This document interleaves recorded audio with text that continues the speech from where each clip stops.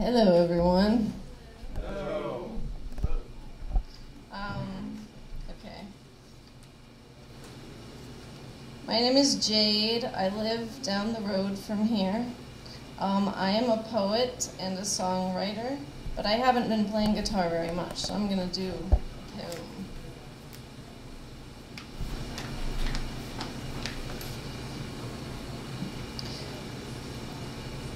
You know how sometimes you're in your 20s in America and you've learned every lesson you're ever going to learn about 10 times already, and you start to realize that's what learning is? Not answering questions, but finding ways to ask the same questions over and over again. You're 21 or 29 and your heart's been broken somewhere between 4 and 14 times. Fetal position on the bathroom floor broken. Real country music broken, and you don't know how you can ever be expected to go on like this for 50 more years and change.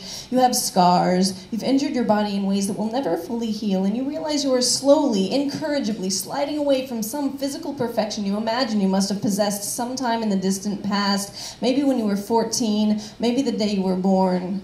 You've gone on and off your medication in the bottle. You've had your first marriage and maybe your first divorce, or maybe you've always broken things off or been broken off. You've fucked and you've made love. You're pretty sure you know the difference now. You've thought of suicide in a post-adolescent way at least once, practically, stoically, without any late-night phone calls, just sober in a dimly lit bedroom weighing cons and pros.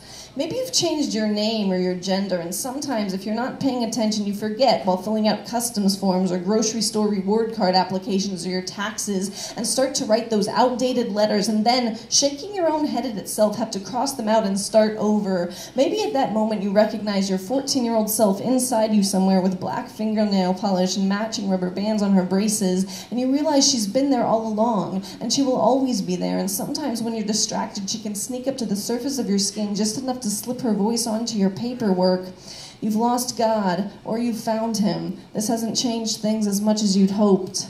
Maybe you've had a child and stared at its tubular body and limbs and 20 tiny perfect digits with awe and gratitude and terror, and you wonder what you could have done to trick the universe into believing you were smart or stable enough for this level of entrustment, and you realize this is how your parents must have felt looking at you, quaking in their ridiculous retro fashions, and you can't help but think of their parents quaking too with amazement in black and white or sepia, and their parents and theirs, and all the way back to Adam and Eve, or Lucy the Neanderthal and her mate, and how they all must have felt somehow the same, staring down at their children, these pudgy defiances of entropy created without skill or logic or intention, by accident, flawlessly, and you think even the intelligent algorithm that sets bosons a-spin must have its slip-ups and loopholes, and you think in your most self-indulgent fantasias of personification that the laws of motion themselves must feel uncertain at times, and maybe the gods too are making it all up as they go along, and maybe when she's in her 20s you can posit this hypothesis to your child over beers, and she'll listen and roll it over inside her perfect, separate skull and respond with a perspective on all of it that you've never in your half-century of life even considered.